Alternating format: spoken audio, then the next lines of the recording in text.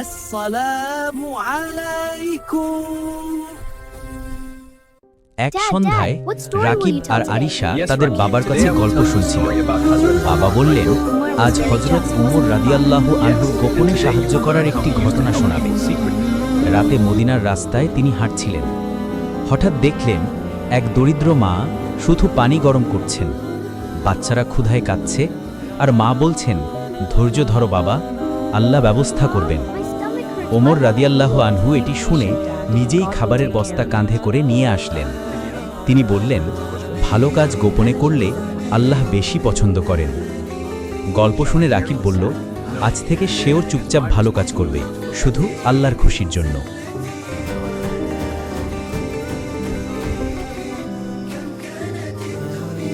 Come, Allah has made provision for you. May Allah reward you well. It is better to do good deeds for the sake of Allah in secret.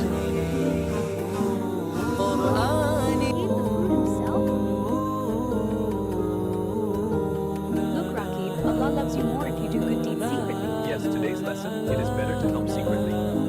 Then I'll quietly help you with your homework today. It's hard for you to keep quiet.